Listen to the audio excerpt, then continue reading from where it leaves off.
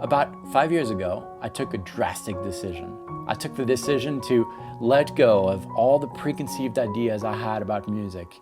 I took a hard look at my practice on the instrument and had to change everything.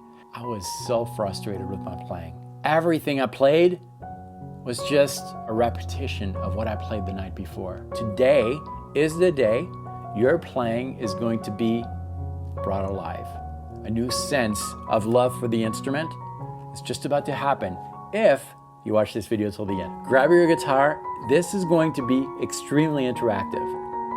You ready for this? Let's do it.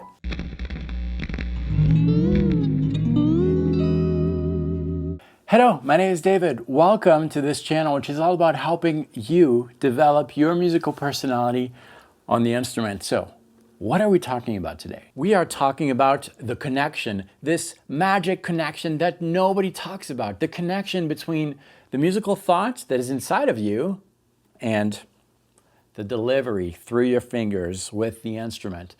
Players just concentrate on this, on the licks, the patterns, the techniques, and that's what creates the disconnect between your musical being and what your fingers are performing. Your fingers don't really have a mind of their own. They have memory. They remember what they practice. So if you practice this lick long enough, it'll come out in your playing, but your fingers are not really purposely playing that lick. And that kind of explains why so many solos start with that bend. You know what I'm talking about? The bend on the third string, or maybe that one. The one that bends from the minor seventh to the root. And I know you can relate, even if you don't know the terms, the intervals you're bending to, the names of the notes, you've been there. We've all been there. We've all been kind of enslaved to our fingers. How do we break that? Well, we break that by re-engaging the musical mind when we improvise over something. See, what's really happening is that your fingers are taking over, your ears hear the outcome of the execution, and you just kind of sit in the back seat and enjoy the ride without really participating, without really creating something new. We're gonna break that. Hopefully you have your guitar in your hand. We're gonna use a position that you know. The first position of the minor pentatonic scale in the key of A, so common because we don't want our fingers to get confused. We want something solid that you can play with your eyes closed. I'm talking about this position right here, the minor pentatonic scale. If you're not comfortable with that one, make sure you memorize it. It's going to be very important for what's coming up next. The screen is blurred right now, and you're just going to repeat exactly what I play. I'm going to start with the very first note. Here's what I'm going to play. All right, now it's your turn. Play the same exact thing. Now let's dissect a little bit what just happened. You heard the idea. In your mind, you analyzed that idea.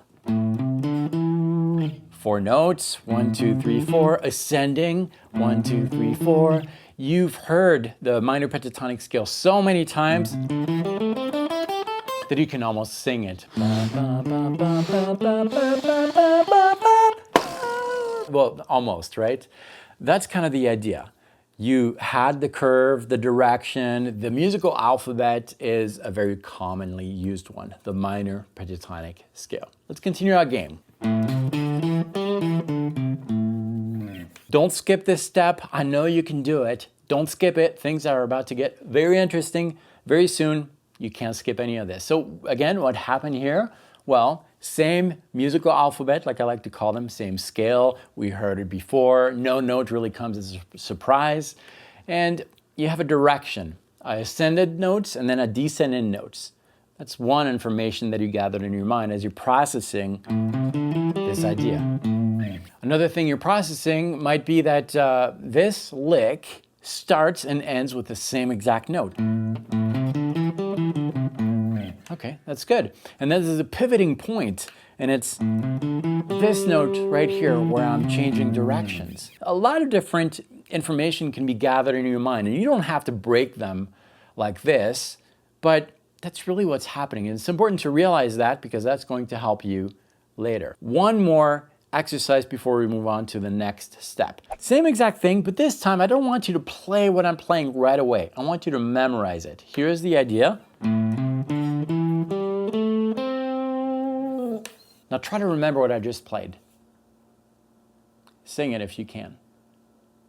How many notes?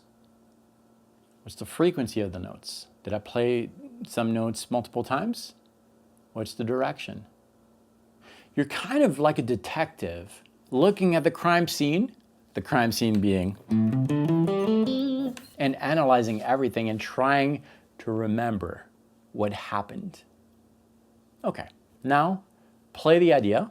And what really happened is me just ascending this scale, and I ended on that note right here. Now, here's where it becomes very interesting. I want you to picture the idea that we just played.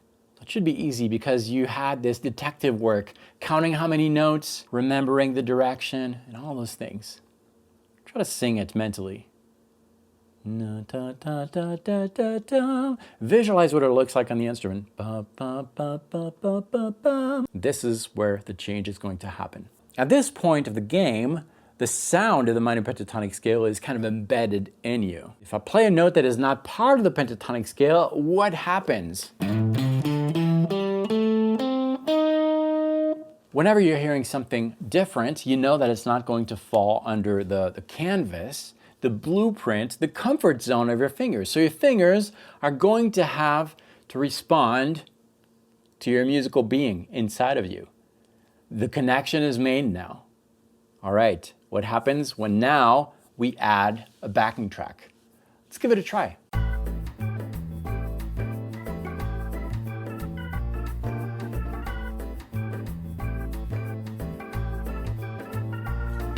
The game is the same. I'm going to use the same exact scale that you're used to. I'm going to play a lick. I want you to repeat exactly that lick.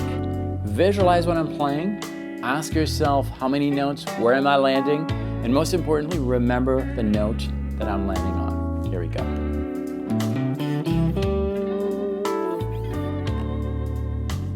Okay, here's the next one.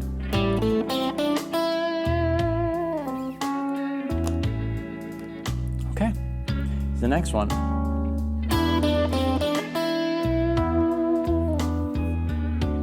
Play that.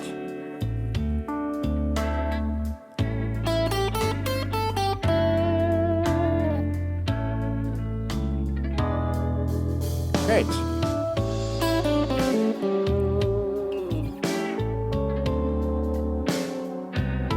One more.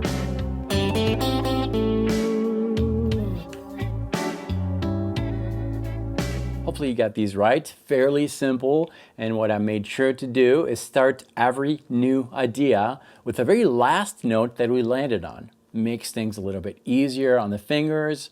But what really happened behind the scenes is the connection between what you heard and what you delivered. You had to pay more attention. Now, when you're improvising, you're not going to have me playing something and you're repeating that. No, you have better. Instead of me, you have what I call the composer in your head. That's what allows you to make up a song in the shower and just hum something. Or on your way to work in your car, you're just whistling a tune that you've never heard before. That's the composer in your head. So how does it work? Well, it works like this. Whenever you're playing over something, whenever you're making up something on the spot, I want you to engage that musical mind, that musical brain, full of confidence. Be confident in the ability that a composer has to build something on the spot. And it's really easy if you're dealing with a backing track like the blues chord progressions that we've heard over and over. There's no chords that come as a surprise, so you don't have to worry about that. All you need to worry about is engaging the composer, the singer who sings something in the shower and makes up a song on the spot. This is the part of the video where things get a little awkward because I'm putting my guitar down, which means that I am no longer thinking like a guitar player. I can try with my mind, but it's a little harder to air guitar things. If you have your guitar on your lap, automatically you're going to hold the guitar like it's supposed to, and your fingers are going to kind of take over. We don't want to do that. So we're just going to listen to that backing track and engage the composer. Da da da da. Yes, it's lame, but that's okay. Da da ba ba. We're not thinking about a guitar. We're just making up something on the spot. Da da da da da. Ma ma ma ma ma. Okay, for your ear's sake, we're gonna stop here, but that's really what's happening in my mind as I'm playing. Now, there is something missing, right? Your fingers, your guitar, and all that kind of stuff. All the guitaristic things that you can add to your playing that were developed by your fingers. That's what you develop when you're practicing a lick, trying to get a lick exactly right, the intonation, the tone, all those things. That'll come out in your playing whenever your fingers are engaged. But by purposely putting your guitar down, you are effectively engaging the composer in your head, which oftentimes is forgotten. Shh. Did you hear that? I hear some of you saying that the only reason this works is because we're dealing with blues, and blues is such a common chord progression that it's easy and anybody could do that with a little bit of experience. Well, yeah, it's true, but what about musical styles that are not blues, like funk, rock, or even jazz?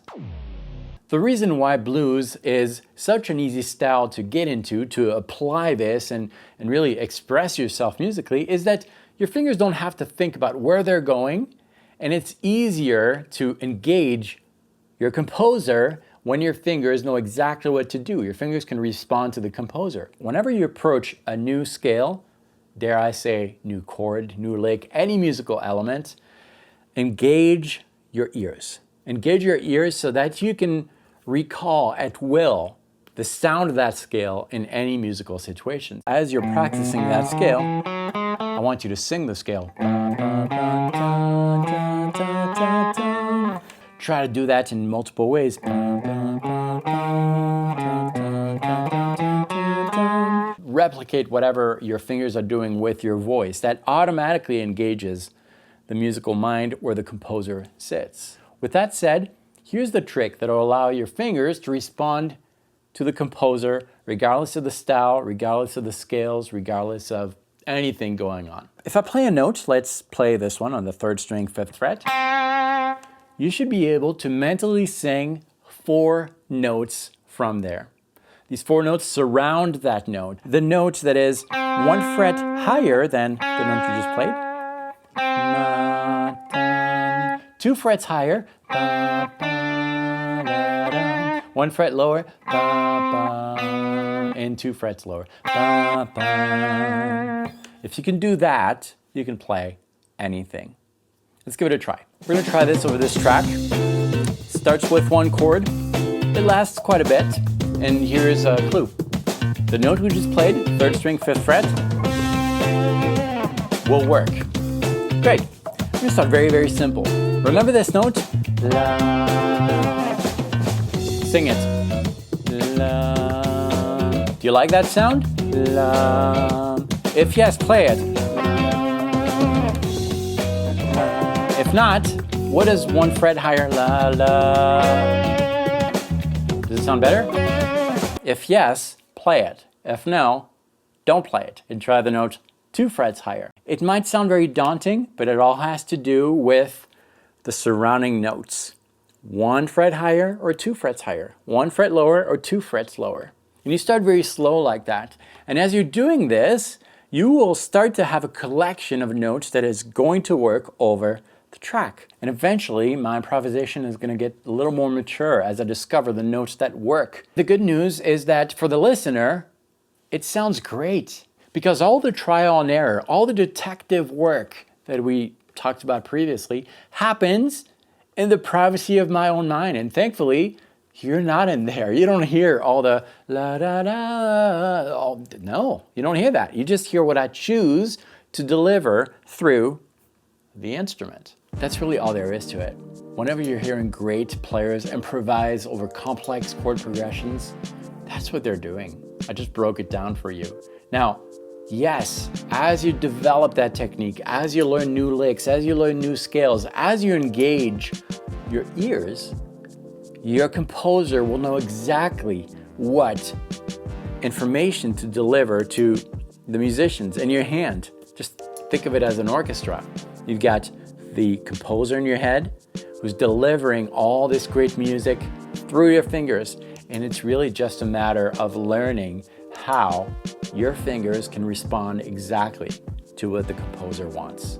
At this point, you really have everything you need in order to implement that into your playing. And the great thing about this is that it works on any level. If you just picked up the guitar, just start engaging your ear, just start singing anything you play.